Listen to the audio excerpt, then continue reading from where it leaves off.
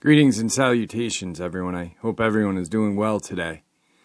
Today, I have the man who sent me his encounter, well, his family's encounter, regarding a Dogman, a UFO, and government agents with helicopters.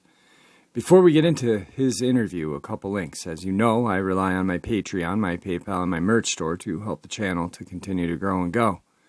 All those links are in the description below. Also, Dogman Frightening Encounters Volume 1, 2, and 3, the audiobook version, is available on Audible, Amazon, and iTunes. They were written by Tom Lyons, narrated and produced by me, Jeffrey Nadolny. The links to those are in the description as well. Last but not least, thank you, everyone, for your prayers and well wishes on my dad. My dad is going to have a third vascular surgery on Monday. We're not really sure what's going to be the outcome. All I know is myself and my mom are keeping our fingers crossed and our prayers going.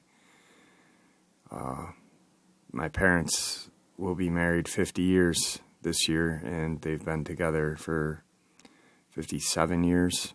They were high school, junior high sweethearts, actually. So, I don't know. Thank you, everyone, for keeping my dad in your prayers. I appreciate it. Now, enough of this. Let's get on with today's upload. Shall we? All right, everybody. Tonight, I have a subscriber who submitted his encounter to me yesterday. I narrated it yesterday. He goes by G-Man, and he's here to share his whole family's encounter with us. It was kind of a plaguing time in his family's life. And G-Man, how are you? Good. How are you doing? I'm doing well. Thank you for taking some time out of your day to spend with us. I've talked to you for a couple hours, actually, before the interview. It's been good talking with you. So, as you know, you've listened to my channel. So what I'm going to do is I'm going to turn the floor over to you so you can share the events that happened to you to us. So the floor is yours, my friend. All right. Like I said, call me G-Man. Yeah, this happened. I guess this family event started on November 9th in 2016. Like I said, I was sitting in my front meeting room and I was watching something on YouTube. And again, about 7:40 in the evening, and my wife takes our dogs out in the evening and, to take them out. And because again, we have to go out in the backyard. We have this, it's all fenced in. We have a pool, but due to from the garage driveway to the inside of the pool, the deck goes up. So we have this 8-inch space between the gate. So we have a lot of rabbits that, they come in during the season, and they will burrow under the yard or under our shrubs. And again, we have this neighbor. He has these cats, and they will come up. They know exactly where the rabbits are. They can find them when they come in there, and they'll sit there trying to hunt the rabbits. The only problem is when my dogs come out there, they will either chase the cats or chase the rabbits, and they chase the rabbits into the pool, or hopefully now and then just chase them outside the yard, and we have to stop them before they go try to get out from underneath the gate. Right. So that's why we have to go outside. I know that sounds weird. You have to go outside. Oh, you have a fenced-in yard, but yeah, that's why we have to go outside. So anyway, so I'm in the room, and my wife starts yelling my name and panic, and I'm like, oh God, I got to go out and break up the dogs and the cat, So I go out there panicking, like, oh my God, I got to break this fight up. What's going on? And instead of my wife out there, trying to break up a fight between the cat and my dogs, or trying to pull a rabbit out of one of my dogs, as a play toy, mouse as a play toy. She's staring over onto the left side over at my neighbor's roof. Or at least I think it's the roof. I look over there and I'm like, what are you looking at? And I'm letting, to myself, I'm saying that. And then I look over there and I'm thinking, okay, I'm going to find some kind of, raccoon or something on the roof. Well, it's not a raccoon. I see this cylinder looking craft. I guess a UFO unidentified object, and it's just hovering about 20 or 30 feet above the house. And it's a 2-story house. And it looks like it's on, it looks like it's on fire. I mean, literally, it looks like it's on fire. It's got 5 appendages sticking out of the rear. So I'm considering that the base. I don't know, but there's these 5 appendages or legs sticking out the rear.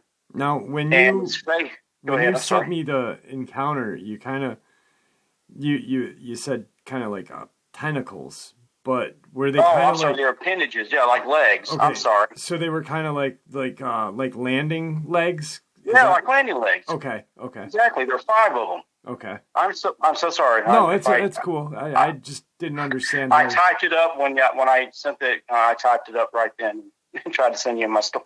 All right. I meant to apologize if I messed up any... No, it was great. I mean, I didn't know if they were off to the side but they were landing legs. No, they were in the rear, which, like I said, I guess I'm considering that the base because there was 5 of them. Okay. Sticking out, and odd number, but there were 5. That's what I counted at least. I mean, this thing was standing in, it was stationary, hovering. Anyway, it was well, I consider phasing because it was changing from a bright orange to a dark orange to a reddish to a bright orange. It was, it was like it looked like it was on fire. It was almost kind of blurry looking. So I'm like, this is like really cool looking thing, I'm looking at this UFO this close to me. And so I yell at my daughter from the inside the house to bring me out my video camera. Because she used to ask me where it is. I'm telling her, and so she's bringing that, and I'm telling her to hurry up. So she brings me out to my camcorder, which is, like I said, a Sony DVD camcorder. It's not one of the newer models, but so anyway, she brings me this out, and I'm turning it on, making sure there's a good disc, a disc inside of it, and I'm turning it on. And again, if anyone's ever on one of these things, they're just like, it's like Windows booting up on your computer. It takes forever. Yep. So I'm sitting here tapping my feet waiting for this thing, my camcorder to boot up. And I guess this object hears us or sees us. I'm not sure. All I know is it reacted to us. So it raises, goes up vertically slowly about, I don't know, maybe 5-10 feet, and then starts going in an easterly direction for about, you have to understand, there's a 2-story house to my left, and our alley is right there, and there's a 90-degree curve to our alley right there at the one end of the alley, and it curves right, and there's a street, there's another 2-story house, and then there's a back street. So it goes in that direction and almost to the other street on the other side of the houses, and it stops, and then it changes direction and starts going into a southern direction, and it's going real slow. So I run in there real quick I'm still looking at my camera, and it's still booting up. So I run in to get my phone, and at the time I only had a Windows 10 phone. It didn't have the best camera, but it's the only thing I had. So I'm running, I get it, and I'm trying. And of course, if you ever had a Windows phone, you're trying to find the pictures, and then, hit it with your finger and trying to get to the pictures. Anyway, it's about to the end of my alley, about maybe, I want to say maybe 30 yards, 35. And so I get a picture of it. And then by that time, my camera says ready. So I point my Sony video camera at it. And, I take a small video, and then I said, hey, maybe I can see this better in night vision because there's no lights. Our neighborhood's fairly dark. Obviously it's above you. There, street lights, there's not a lot of street light pollution. So I turn it to night vision, and I get about maybe 3 seconds of video. Anyway, at that point in time, it switches direction again and starts to go back into an easterly direction. So my wife feels, well, it's gone. It's going away. There's nothing we're going to see. So she said, oh, that was really cool. So she goes back inside. And so my daughter and I are looking at each other, and I make the quick decision and say, we're going after this thing because I want to get a better picture of it. It was so close. It would have been the best video ever in the world, at least to me, because it was literally right over my driveway, the other house. So anyway, we chased this object, and remember, I live in Allen, so if anyone lives in Texas, you'll know where I'm talking about. So I go in the eastern direction. I go up Jupiter and take a left. And I go through, Plano, because the cities all border each other, Garland, Saxe, actually 4 towns, and then I end up in Wiley, going on Highway 78, almost going toward Lavon Lake, which is pretty much country area, and there's no city. And at that point in time, like I said, I'm going there, the legal streets and having to stop at the lights and stop signs and, breaking the law when I can. So, my little excessive speed, anyway, but I lose it. It's, it's still going in easterly direction. I finally lose it. So anyway, we get back home, and I just figure, well, that was really neat, and I'm going to have a really great story the next day to tell my family and friends. Absolutely. So, go ahead. No, I just said absolutely. Yeah, I just, like I said, I thought it was going to be a great story. So anyway, so we get home, and a few days go by, and come Saturday, well, when the malls open up around, 10 a.m., I take my daughter shopping. It was always kind of a weekend thing for us. So I take her out shopping to go to the mall, and we go out, and my wife is home. She stays home. Usually one of us stay home with the kids. I call them the kids, my furry kids. They're like family. So anyway, we get home around 1:30, and we go in, and my wife is laying in bed, and sick as a dog, to use a an antique phrase. And I'm asked, I said, what happened? I said, what's wrong? And, and she proceeds to tell me that she was out with it, earlier. She was, about, about 11, maybe 11:30. She went outside and took the dogs out. And now she's on the right side of our yard. And the other side of there's another 2-story house. And anyway, she's got the dogs out, and she, out of the corner of her peripheral vision, she's, kind of up. She thought what she thought she saw was a flock of geese flying over in a V pattern. So she looks up, thinking she's going to look at a flock of geese flying over. Well, instead, she sees this triangle-shaped, grayish-looking craft, another UFO. Identified object, but anyway, and she says why she looks up, she says it starts to, to vanish in front of her. So this, I guess, just kind of bothered her a lot. So she literally picks up our dogs and goes back in the house. And she says about a half hour later, she starts to feel really sick.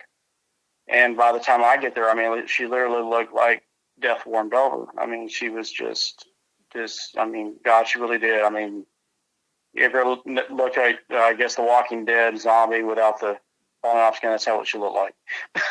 So she's very nauseous and all, but very pale. So anyway, this kind of goes, like I said, and again, I describe my wife as a very strong woman. She used to work, her family used to have a ranch out in Rome, Texas, and they used to raise longhorns and other cattle and livestock, and she would barrel race. So she's a very tough person. And I'm not going to go into her medical history, but she's had some issues in her life, and she never misses work. I mean, that's all I'll say. I mean, if she's sick, it takes a lot to make my wife sick and to really be laid up in bed. I mean, she went on for weeks, and it's like nothing we gave her, nothing she took. She went to the doctor, nothing helped.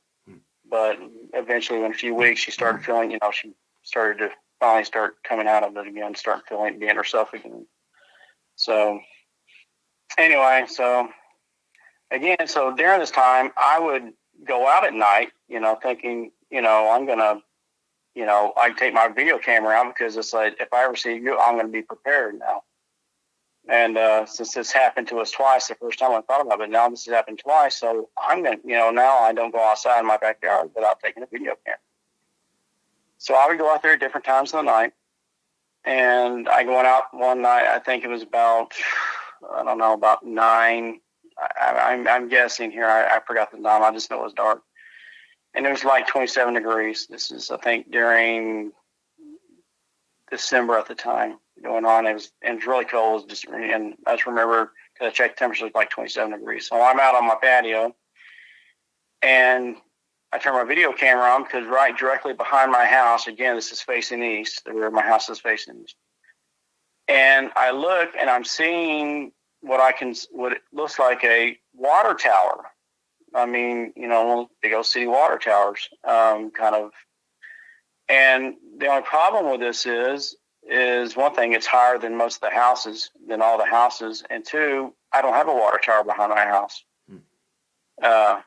So that's a little strange. So I'm videotaping this, and for going on, and I'm noticing, and then it tilts in a 40-degree angle. Again, I don't know of any water towers that hover in the air and tilt at a 40-degree angle.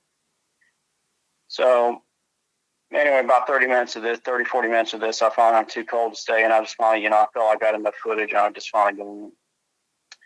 So after this, I called MUFON. I said, I have something I guess I can report to them. I think this is kind of neat. I guess UFO sighting, especially multiple ones, is not something most people have in such a short period of time or have at all. So I get on the site and I write a report. And a few days later, I get a phone call, and from a gentleman claiming, and I say that because as the story goes on, you find out, claiming to be a MUFON investigator. So asked me a few questions. Asked me questions about what I besides the report, what I saw, got a description, and I felt he was just like I said, he was validating what I was saying was true or not. So he decided and I told him, I said, I have pictures and I have video. I said he said, so we set up a time during the week, and he comes over and he interviews my daughter, my wife, and myself. And during this time, I'm showing him, I show him all my video and everything I have. So he finds the video, and of course, during this time, he says, you're not the only person that has called in and made a report to us and has seen UFOs in this area. And I said, really? And which to me, it kind of elated me a little bit, because it made me feel like, wow, I'm not a crazy person. I'm not the only one, my wife and my daughter aren't crazy, and we aren't the only ones that saw this. And so he said, of course, like I said, he claimed, said, yeah, they have several other reports.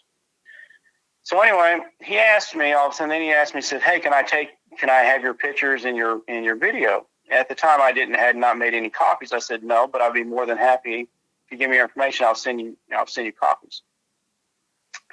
And he seemed a little drawn back by that, a little kind of like, no, that's not going to be good enough.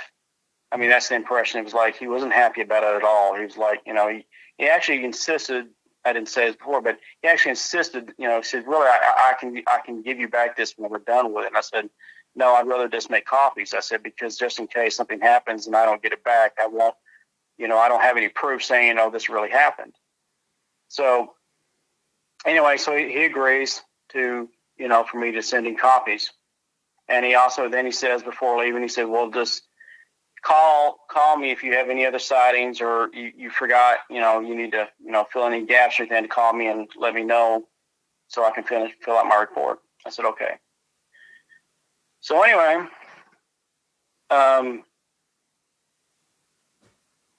one day, I guess, a few weeks later go by, and all of a sudden, I go out about 5:25 in the evening to get the mail after work, and I'm walking my mailbox, and I hear a helicopter flying over, fairly lower than most, because we have now and then a Carolina helicopter fly over.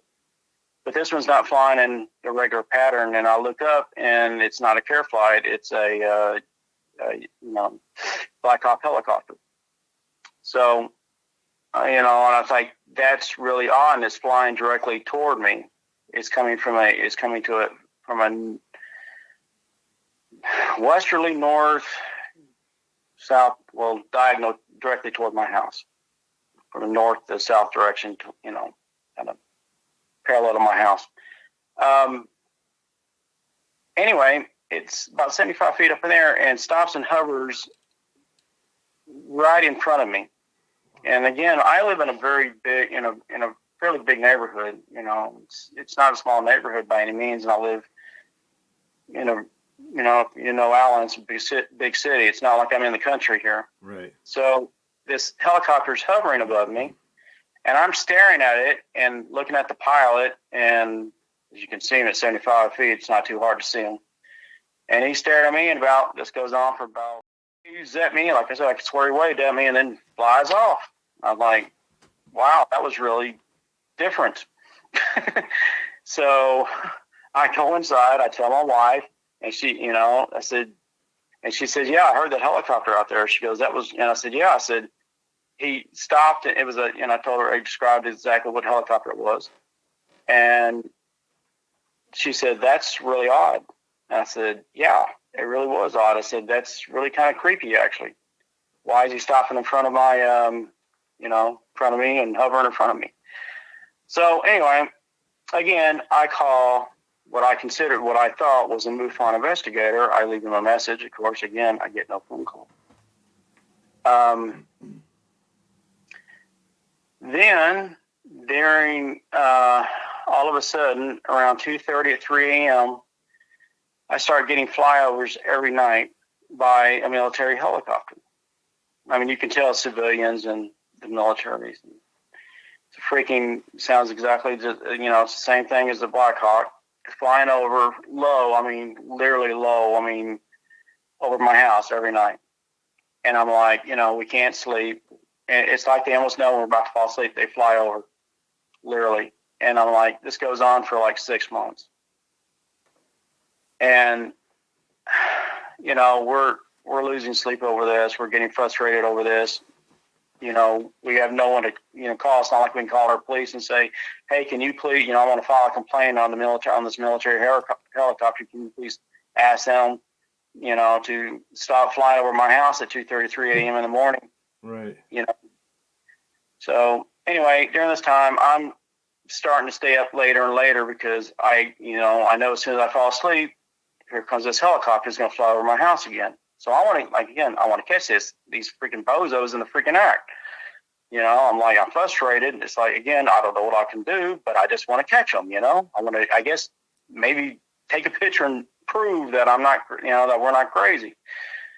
And so out of habit, and, most people I'm sure do this, I go to the kitchen, I go to the refrigerator to get me something to drink. Well, before I do that, I have two windows in my kitchen, one facing north and one facing west. The one facing west is my front yard. Well, directly in front of my window is my mailbox. And it's covered, it's got bricks around it, cement. And so anyway, I look out the window because I always look out kind of like a neighborhood watch thing. You know, we kind of keep, you know, our neighbors keep an eye on each other's houses and keep from people from vandalizing, or at least we can catch them, because it's happened a few times in the past in our neighborhood. So out of habit, I always do that. Well, I'm looking out and I'm looking, you know, both sides of, you know, I'm looking left and right, and to my left, I see what I thought was a coyote at the time, but it wasn't like a regular coyote. I mean, well, at the time I don't, you know, said at the time I didn't know what a Dogman was, and I just thought it was this biggest coyote I ever saw. Anyway, it just walked past all the other houses. I mean, it's in the kind of almost in the middle of the street. There's no lights. I mean, it's kind of, there's low lighting on one side, on the left side, but it's low. And it's not really bright. But in front of my house, there's no light. And we don't keep our front lights on. Maybe that's a bad habit, but we don't. And neither does my neighbors. So anyway, walks right in front of my mailbox. I mean, literally, it's right in front of my mailbox. And you can, I mean, its back literally walks up to it, and its back is level, if not maybe, I'm not going to swear on this, but a little taller than my mailbox, top of my mailbox. My mailbox is like 4.5 feet, 50, feet tall, around 53 inches. I went out and measured it because I really wanted to know. And so anyway, it's this tall coyote, and it's gray. The reason I think it's a coyote because it's gray. And I didn't know at this point if it's a coyote. Is it a wolf? Because I don't know of any wolves in Texas, but I've never seen one. But it's the biggest coyote or wolf I've ever seen. And then I'm thinking maybe it's interbred, with a wolf, and maybe that's why it's so big. But it's gray. It's got really coarse fur. I mean, it's obvious even at the lighting. I mean, there's a little bit of lighting because on the right side of the street there's the street lights, but so you can kind of see the ambience of the light. So you can it's not completely dark. It's just not really lit. Right. But so I'm looking at this big, huge, whatever it is, and it's stopped. It turns to the window and it looks up and it stares at me. And I said in my previous story, my notes, I said, I don't know if it was looking at me at first. It was just looking at my house, or it was looking for an animal. But I feel it saw me because it stopped. I mean, and it stared at me for like 15 to 20 seconds. I mean, literally we had to stare down. I'm looking at this thing and it's looking at me. And so I know it saw me. I mean, I got the blinds open, so it was pretty obvious it could see me. And it had these goldish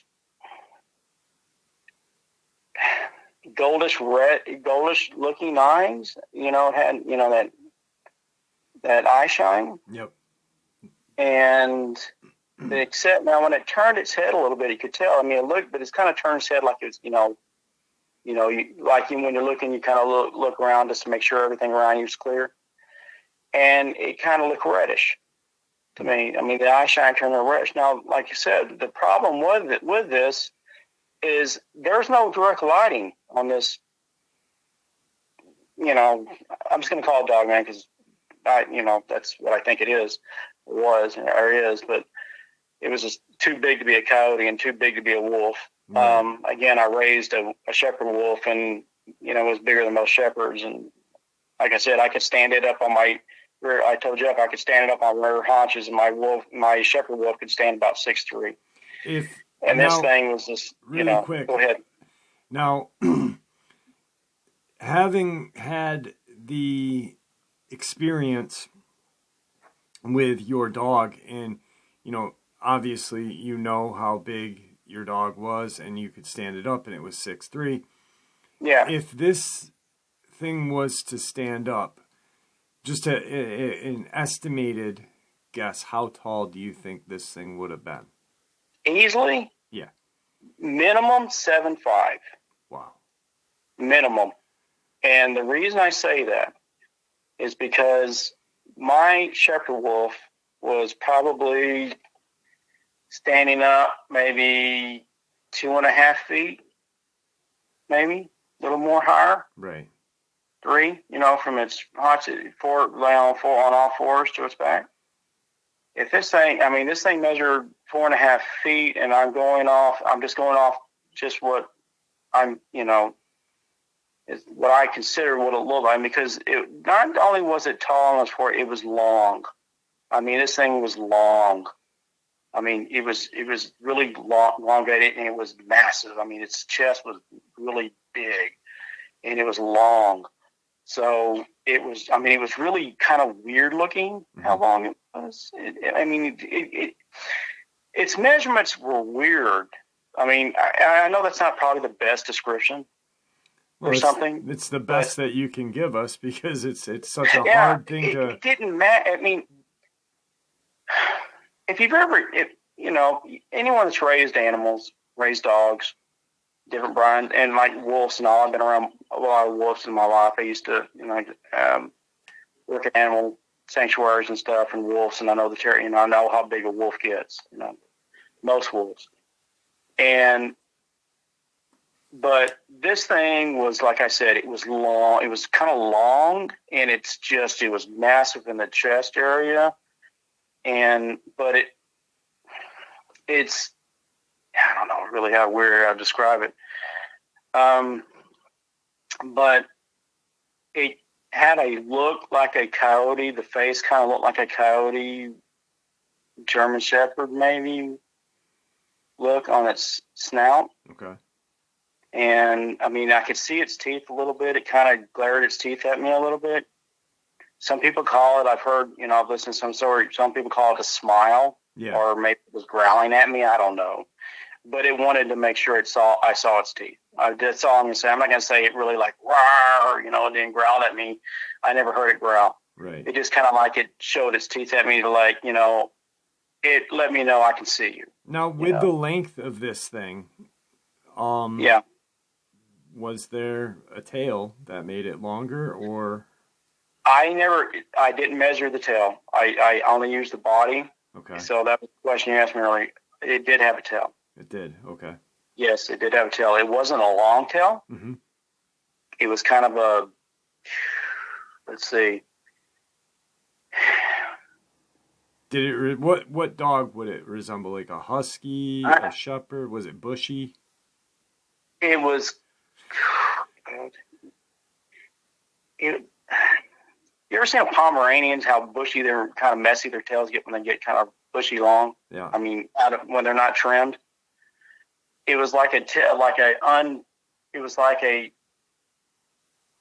kind of a unkept tail, maybe about. I mean, I really didn't measure his tail. I'm trying to remember it, and it kind of, because maybe 1.5 feet, maybe 2. I can't really tell you. I wasn't really paying attention to his tail. That really wasn't my big thing. All I know is it had a bushy tail, and it had that same coarse, crappy-looking fur, like it needed a bath, like it hadn't been brushed in forever. Right. And, but that's what the tail looked like. Okay. It wasn't like super long by any means. It was just kind of bushy. Like I said, it reminds me, I have 2 palms, and it just looks like a palm tail that hasn't been combed. It hasn't been combed in a few days. It's just kind of really unkept looking. It's bushy, but it's not super long, but it's not super short. It's not a stub by any means. It's long enough to know that there's, like a foot, maybe, it's just for its size body, foot, maybe a little longer tail. Wasn't the biggest tail. It was just bushy and unkept. Okay. And like I said, it looked like it needed a bath. That's the only way I can describe it. I don't know how else to describe it. But like I said, I was looking more of its, the girth around it. It was like this freaking. I want to say it's like that. That Werewolf in London girth, that wolf they had, how fat it was around the chest, how big it was around the chest. Right. I mean, that's the only way I can describe it. I'm not going to describe it as something else because I didn't know. I'm saying because all I saw was the 4.4s, and it was just this big, wide chest. And that's all I can. That's the only way I can describe it. You know, it was this big, freaking wide chest. These kind of big arms. I can't tell you if they were muscular or not, because, like I said, it's looking at me at the time. And in my mailbox, my mailbox is kind of in the way. But as it moves, I mean, I can see that its arms. Its legs were kind of shorter. You know, the way it was walking on floor. I mean, it was like, it didn't look right. I mean, it really just didn't look, it looked like, oh God, it looked like, I guess, a runt, or, I mean, you know, it just wasn't put together right. It walked kind of, I don't know. I can't even say it walked right. It didn't walk wrong, but it didn't walk right.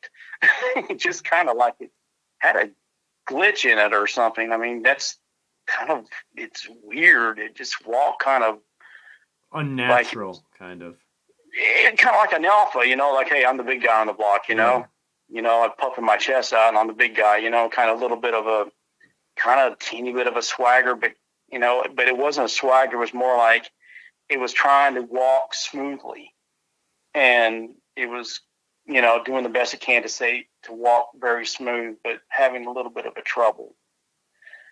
Anyway, so after it stared at me, and, you know, and I obviously wanted to, you know, I guess, I don't know, have an accident. I mean, that's really, my stomach almost felt like it was falling out. Right. I mean, it felt, you know, my stomach dropped. I mean, it was like, my mouth dropped. Like, I'm staring at something that doesn't look like it should even exist. That's all I can put it. You know, it's like I'm looking at this thing that just looks like it doesn't belong. Right. And I don't know our standards of normality, but, you know, to me, I've never seen an animal like it. That's all I can say. Yeah, I don't think there is a standard of normality with these things. Just like you and I were talking, I can't, and I've tried to, you know, talk to a couple of other people and tried to explain exactly how what I saw moved, and it's a very hard thing to explain because there isn't a word that we have to explain. Yeah, exactly. I can't explain to you how it walked. It walked odd. I mean, it walked like it was trying to make an effort to walk smoothly. Yeah. But it was having trouble walking smoothly. And, you know, I guess this is, like I said, after it stopped looking at me, and it, you know, after it gave me that look, and it just, you know, and I'm sitting there trying to, like, of course, you know, you analyze this stuff after you've gone through it, and you can think, but, you know, it just turned to me like, you know, you're not worth my time anymore. I'm just going to walk off. And it walked to the end of the street, turned right, and that was, you know, and walked down the street, and that was the last I saw of it. But what got me about the whole thing, besides how creepy, scary it looked, I mean, I'm going to say that, and I've been around animals my life, and I'm not, you know, I'm not scared of any animals, but that thing scared the bejeebus out of me. I mean, to this day, I won't go outside at night, check my mail, or go work in my garage with a door open without carrying, you know, at my side. And I know I maybe shouldn't be saying this, but I walk out to carry mail. I carry my 9mm with me. Yeah. Or if I'm in the garage, I have a assortment of, you know, pointy weapons or my 9mm with me. So, and nothing leaves my side too close, because, I mean, and this is years later. So, that's how nervous this thing had made me. I mean, I will walk, the first thing I do when I walk outside, I look around, I get to the front, right where my roof, I look on my roof, I run to my mailbox, I get my mail, and I run back. And if makes me some kind of a chicken, then it makes me a chicken. But I personally don't ever want to run into this thing in person. You know, I don't know how else to, but that's how it made me feel. It just put that fear of God in you, I guess, or fear of the devil, or whatever you want to say. But like I said, I look back on analyzing it. I just could understand the eye shine. That's what got me the most about it. I mean, well, everything got me about it, but looking at his eyes, it was just like, it just like it had a natural light, system built into it. I was like, where did the eye shine come from?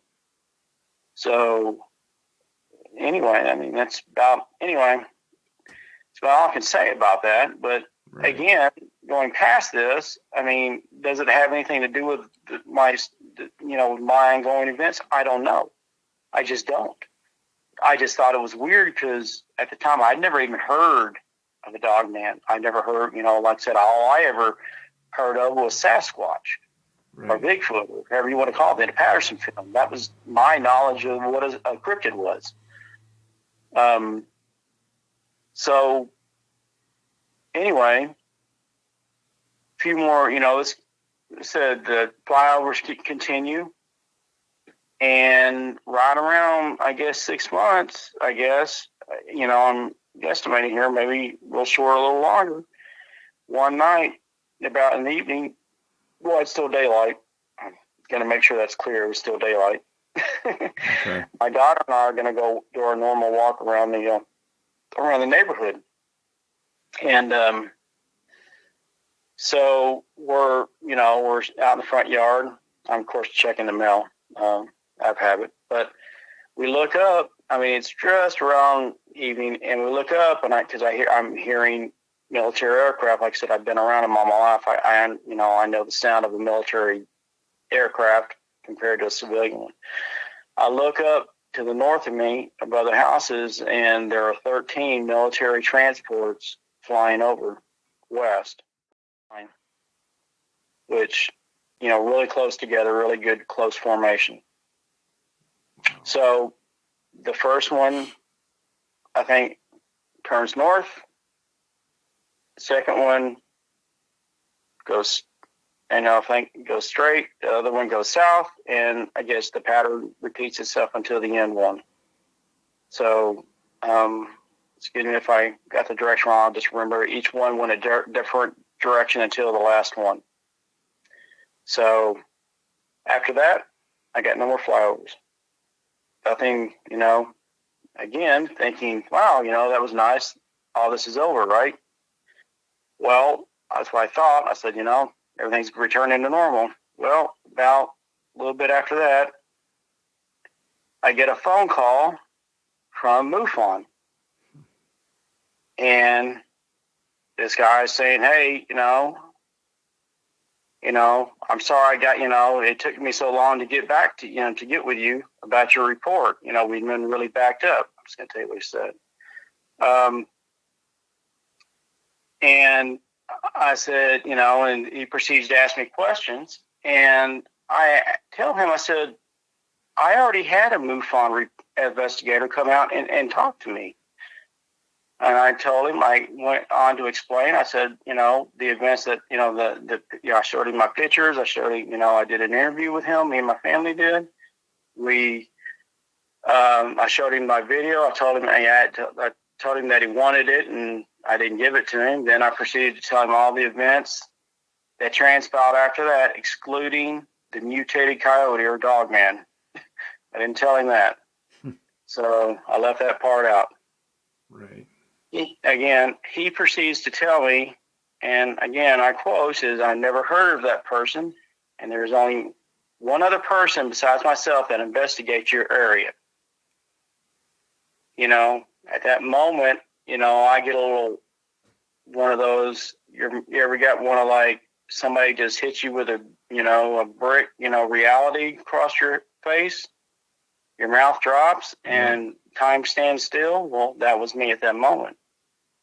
So I proceeded to ask him, and I said, well, then I said, if you're the O2, I said, who else has access to your files? And he tells me no one else should have access to our files. Again, I'm starting to freak out more, and then I said, well, and I basically said, well, somebody does. I said, because somebody come out here pretending to be an investigator. And I said, I would like to know who it is. And if you could find that out for me. And he said, and he was very, cordial with me and, and giving. I mean, it's like you could tell, he's like, I could see he was kind of freaking out a little bit too. His voice was a little stressed too at that point in time. He says, I will find out and I will call you back. So,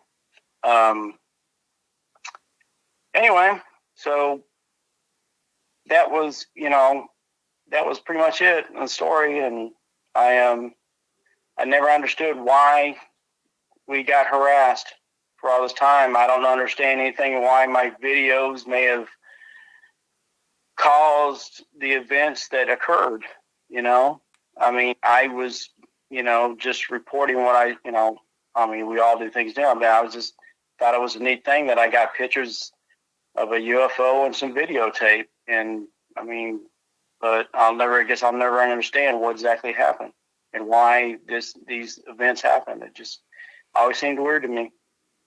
And again, like I told Jeff, I said there's a few other events, details I left out of the story, and for obvious reasons my wife didn't want to bring up, but they do pertain to the story. But it's just I don't really feel comfortable talking about them publicly. Right. So, but anyway, that was pretty much it. So, that was my story. That's, when Go you ahead, and I Jeff. spoke for a couple hours prior to the interview, and when I narrated it, like I said, I skimmed through it. The title is spot on. Yeah. And then I narrated it, and as I was narrating it, I was like, this is all pointing to one direction for me. I think everything was just, it all happened for a reason. I think that guy came there, and this is just my view, to scare you. And obviously that didn't work. So yeah, but he never threatened me while I was there. He just wanted. The only thing I felt odd about is after he asked me if he could have my stuff, and when I said no, I want to keep my originals, but I'd be more than happy to give you copies. That was the only time that I felt any tension from this gentleman. I mean, it's like he wasn't happy that I wasn't going to hand over my stuff right then and there. Now, was he dressed? How was he dressed? He was dressed in slacks and a dress shirt, short sleeve. Okay. In which, at the time, just a regular kind of casual dress. Yeah, khaki. I'm not going to go on that. I'm just saying he just, you could tell he had, kind of casual dress, just slacks and a kind of a dress shirt, short sleeve dress shirt. So, and, wearing a watch. So yeah, that's about it. He looked pretty like you would never notice, pick him out of a crowd. You wouldn't be able to pick him out of a crowd. He'd just be a normal. He was a little over, little overweight. Most people get kind of like the, what do you call it? The pot belly. Right. Yeah, a little bit of pot belly on him. But other than that, he wasn't, anybody that stood out. Yeah, this is... But I thought one thing he did say to me. When we were out discussing the first UFO I saw over the house, he started talking to me about how to he said, well, if you really want to measure, he was telling me stuff that, distance, height, and it was kind of discussing, it was talking to me in a military slang. Okay.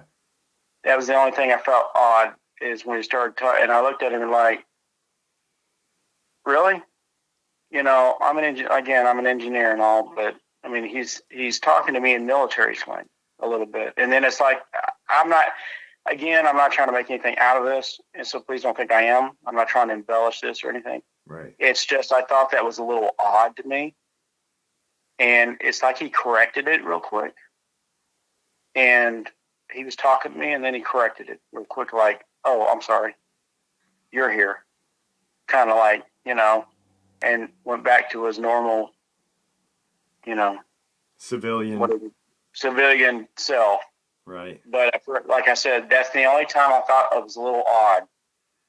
And I didn't bring that point because I really didn't think, now that I'm thinking about it, it's like, I thought about it, but it just, to me, sometimes, and maybe I'm wrong here, sometimes the minor points are actually the main points, the details, but it was, to me, it's like, it just seemed like it was just odd.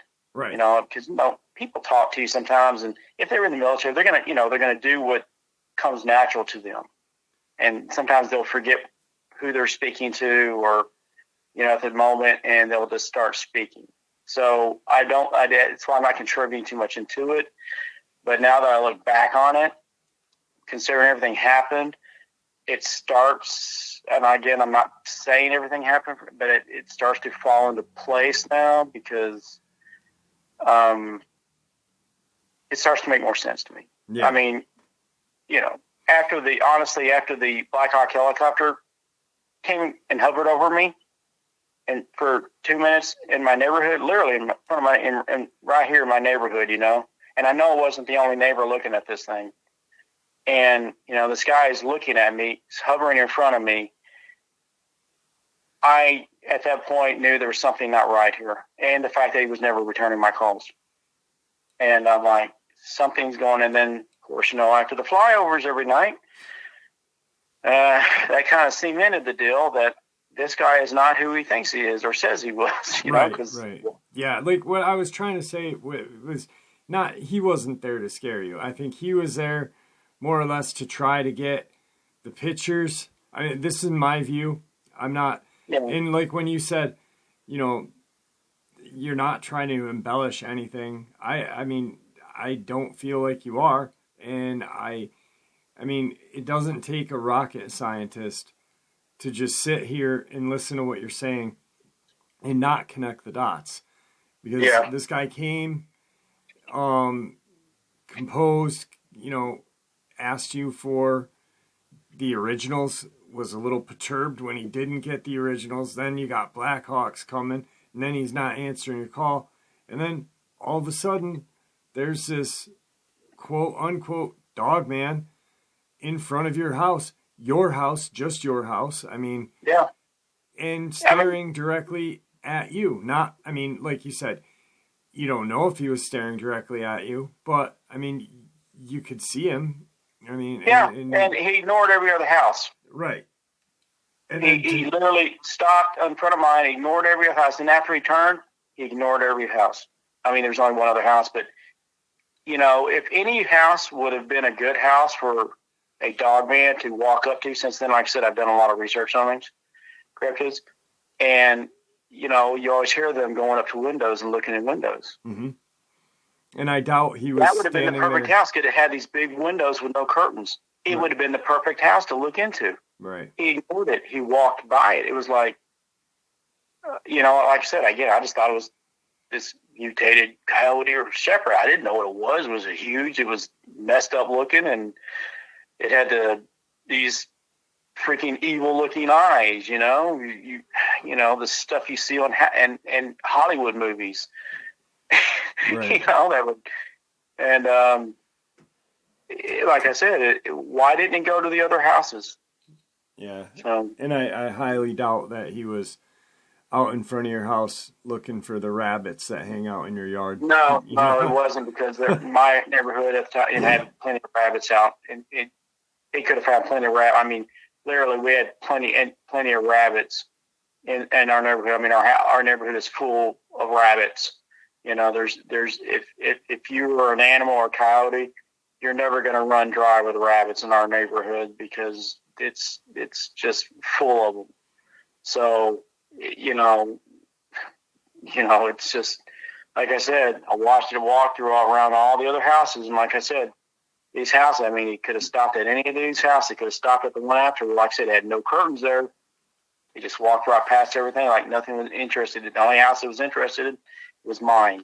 Yeah. And, you know, and I don't know. Like I said, I don't know.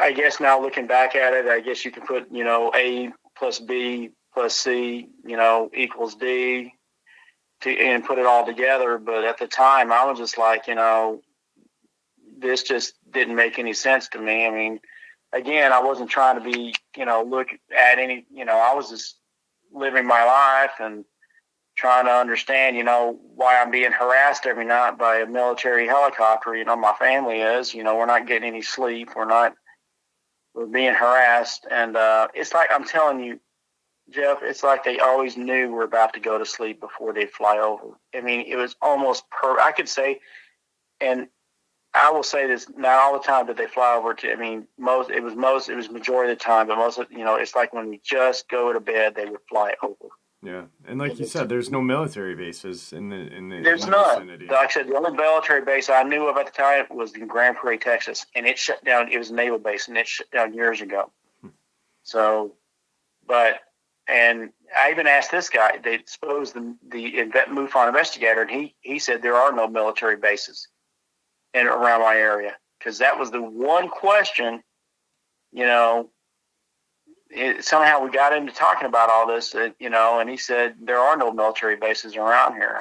You know, because, you know, you hear UFOs sometimes going around military bases. It seems to be a thing about them, you know. Right. There's a military base, you got a UFO, or water, you got a UFO. I mean, we don't have any water around except Levon, and that was way, that was north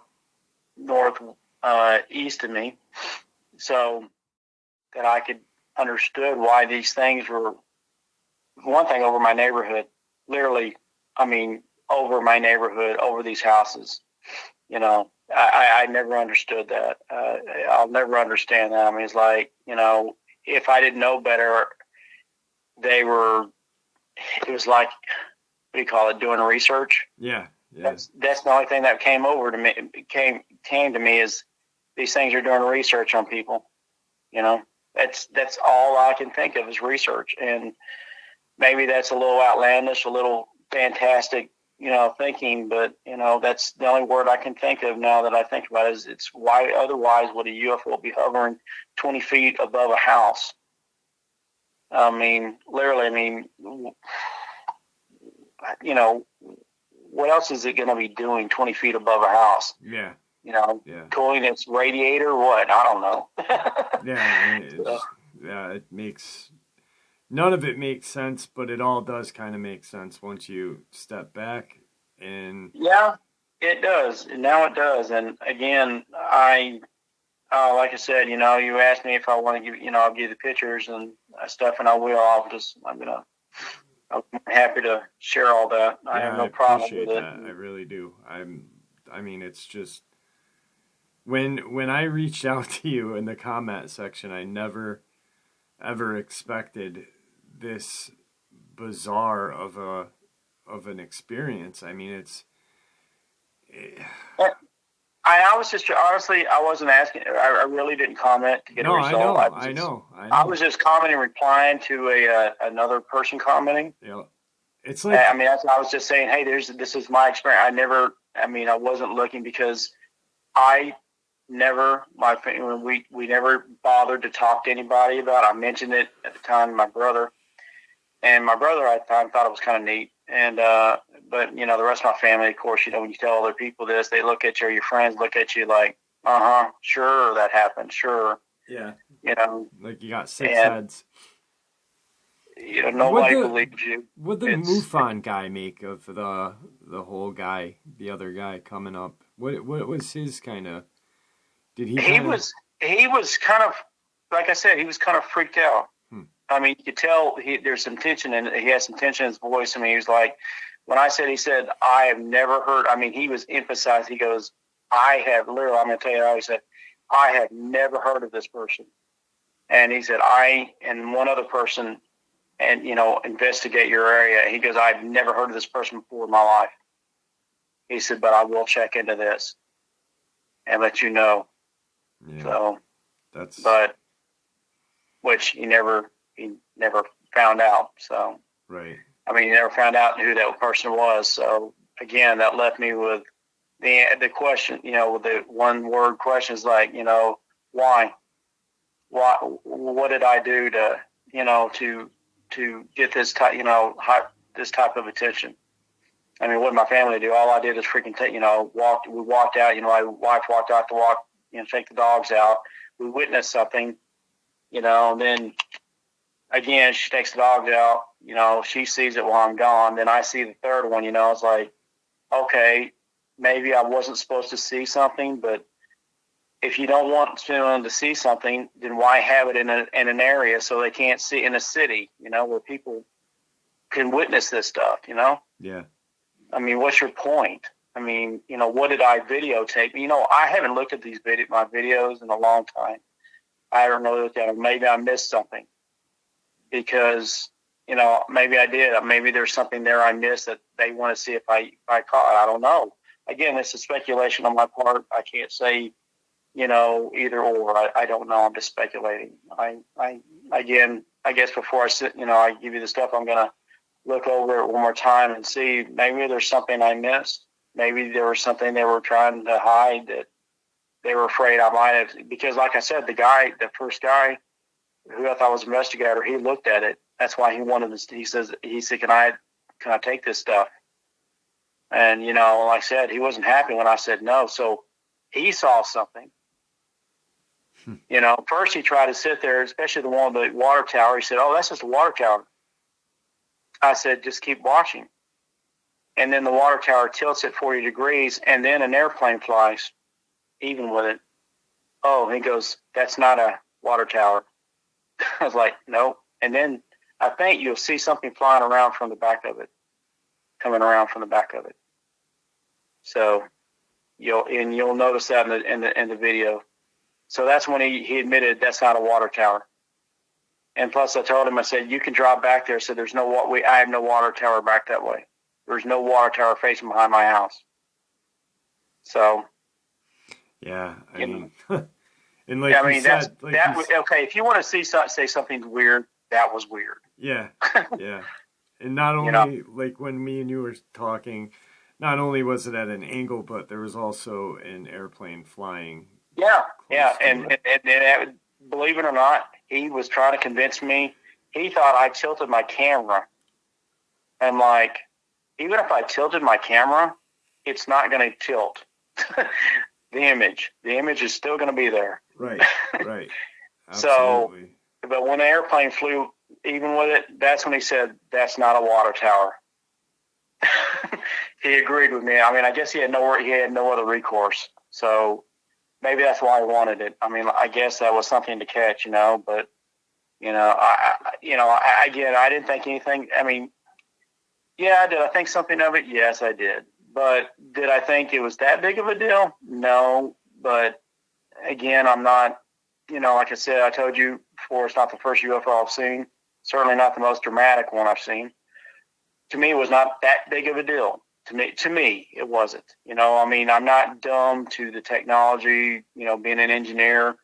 I can tell you from being an engineer, mechanical engineer, that the most of the stuff that you see that's coming out now has been out for at least 20 to 50 years.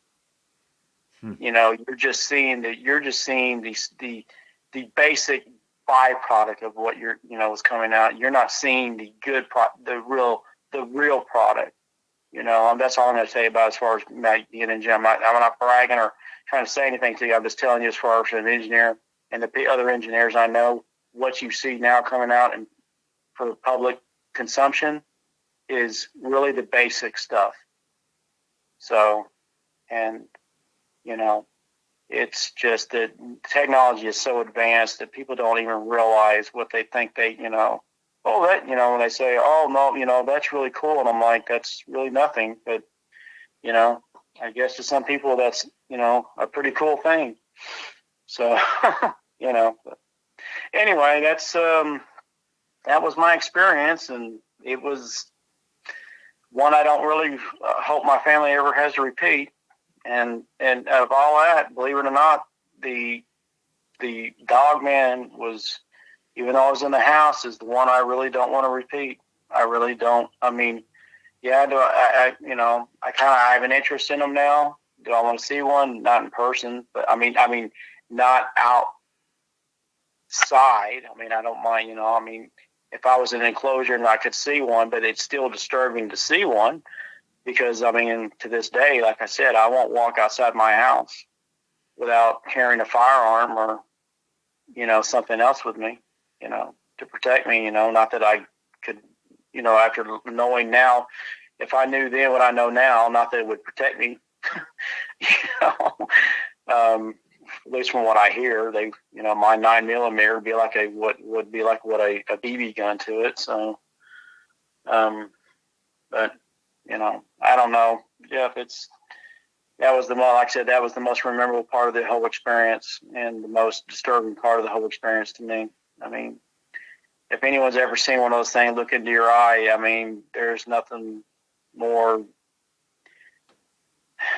disturbing. Yeah. It's the whole thing's disturbing. Yeah. Absolutely. I used to have to sit there, and if anyone has ever raised wolves or been around leaving shepherd wolves, you have to play the intimidation display. Mm-hmm. You got to hold them down, prove who's alpha.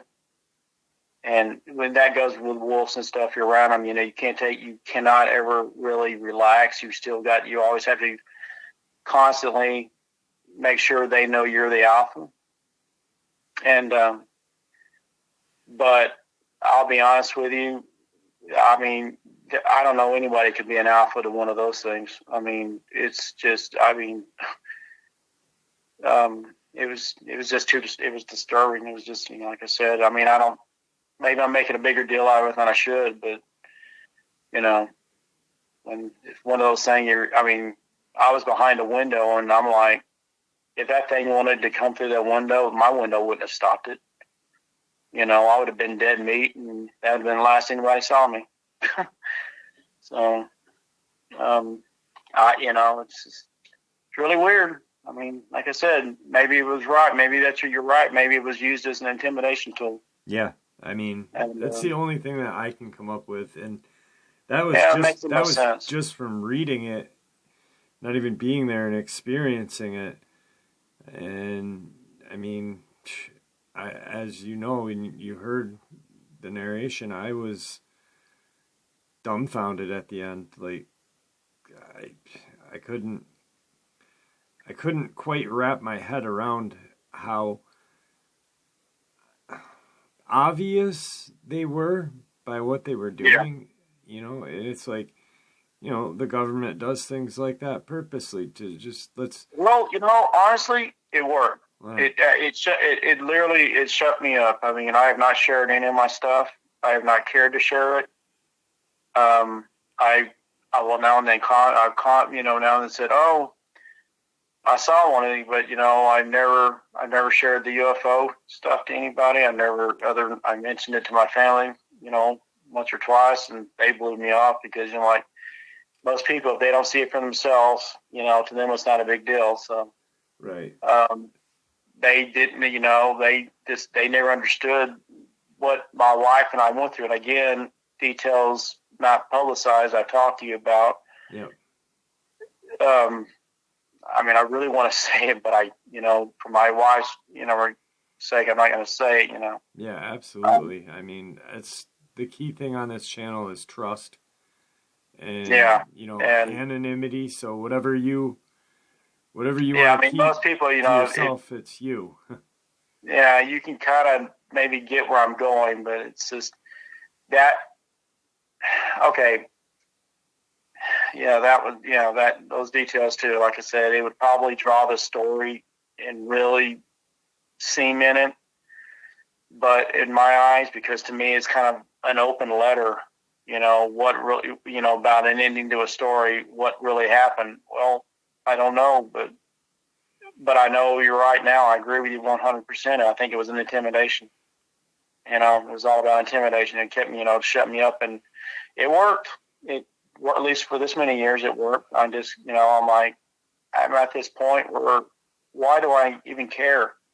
It's like, to me, it's like there's way more, to me, interesting stories, people's, events that happened in their life than what happened to me. I'm not saying, I'm not, blowing my story, because by all means, it was very serious. And, the event, like I said, something I thought was just innocent turned into something, to a 6 or 7 month long, actually longer than that, again, harassment and of my family and our well-being. And like I said, I can't ever, to this day, I can't walk outside without looking over my shoulder, up on my roof, and, worrying. I mean, honest to God, I do not walk outside without this sinking feeling in my stomach. And,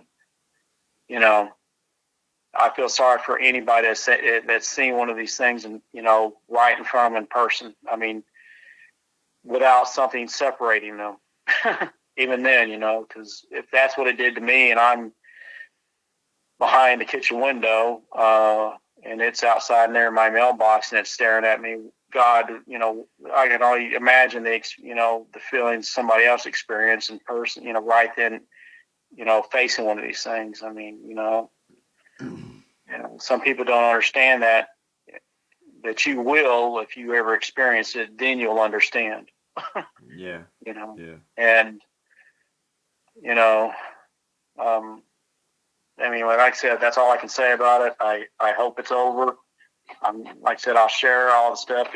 It's up to you if you want to share my pictures and video. It's kind of a boring video until the ending. And, when I'm doing that water tower, because you watch this whole video and nothing really happens really until the end. Then you kind of start seeing things happening. To me, it's kind of a boring video. And that's how I treat it. It's like, well, that was interesting. It's tilting at a 40-degree angle.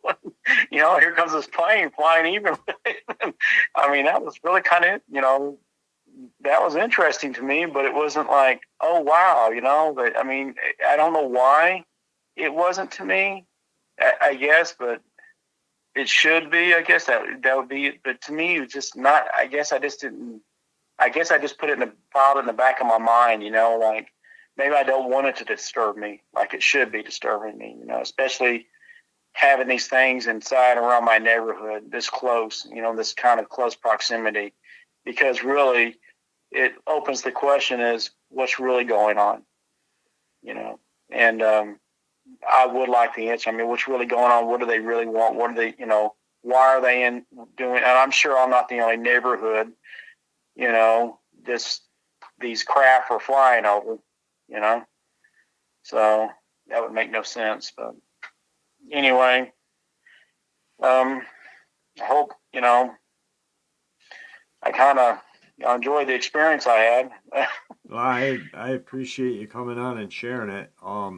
Yeah. It's truly, and the interesting thing about all of this and other encounters as well is that now once you got a visual of these things, you're now kind of obsessed with, like finding out what the heck I saw. No, I'm not. Actually, quite the opposite. I really, honestly, I know you would think you would. Now, the Dogman, yeah, I did say I am kind of interested in him, because that's I want to know. That's what I meant with the Dogman. You're kind of obsessed. Yeah, that I do want to know. You're working on your truck for that and this. Yeah, and that. I'm designing. I guess we can talk about this. I'm designing my Jeep to actually go out and research Dogman. So I'm actually designing that specifically for that purpose. So I guess we can share that, but I am curious I do want to know about those. I really do want to know more about these things, because obviously, even just from listening to you, and I've listened to, other podcasts, and I've heard, there's been a lot of activity in Texas, on the border, Oklahoma, obviously Mississippi, and all that surrounding me, but they're becoming more and more frequent in Texas. And central Texas, not just down South Texas or East Texas, but central in my area and Denton. Actually, I didn't tell you this earlier, but my wife, one of her coworkers, this is going near Denton, between Denton, up toward McKinney and going toward Denton in between. There's a lot of farmland. And he says one day he saw a big black, what he thought said it was a wolf or coyote. And he said he saw it jump from the street, one side of the street over a farm fence across the other street. I mean, it was, that's a good 15, 20 feet. Yeah, that's massive. And yeah, he saw that around probably 7:30 p.m.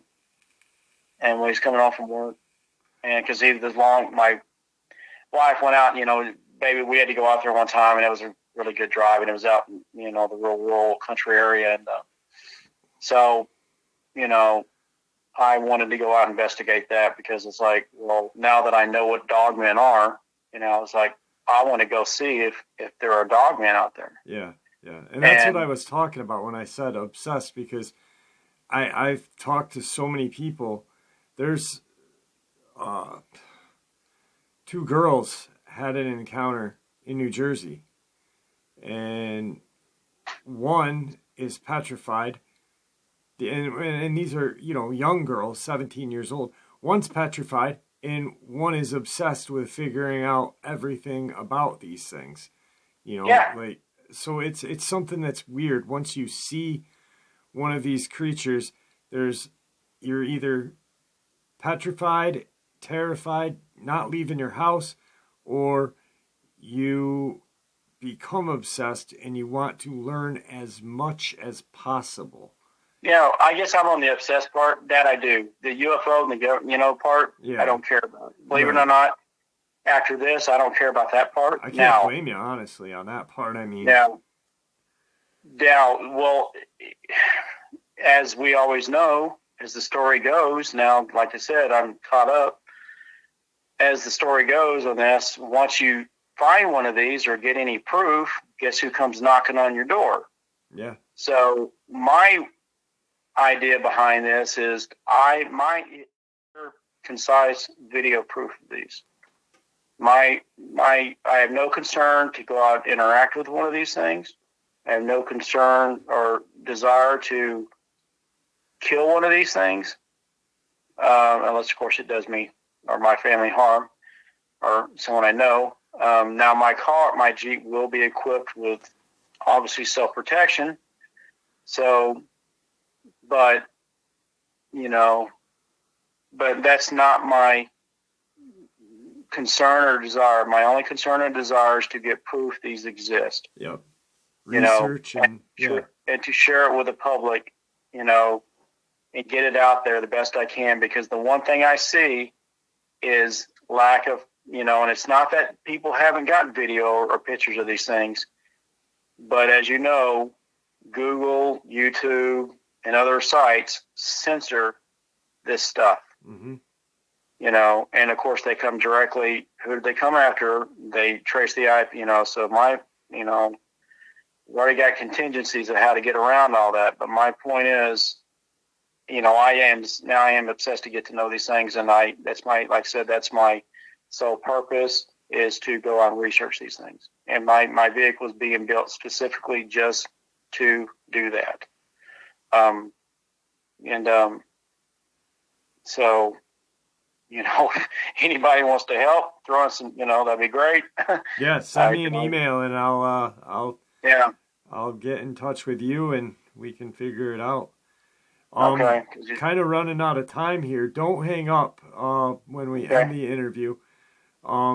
Is there anything that you'd like to say to everybody before we end the interview?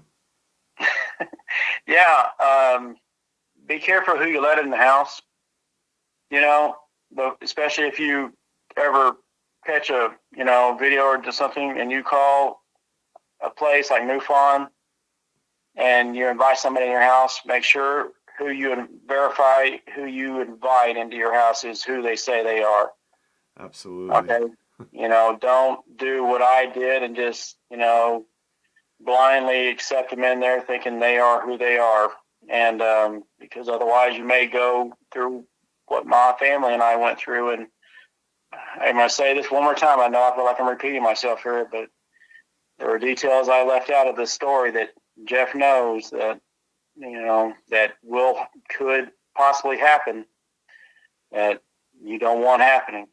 So, that's my advice. And please be careful out there, especially if you ever encounter one of these dogmen. Absolutely. So, absolutely.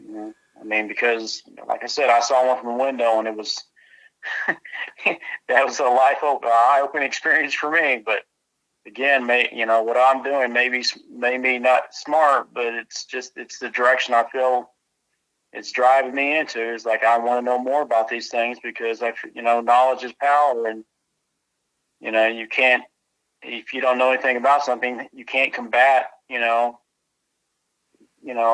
what's coming. Again, these things are becoming more and more prevalent in my state, and in most states they are. And so I think the more we learn, because we're not going to get any answers from the government. Absolutely. Their lips are sealed. So yeah. Well, we are up on time.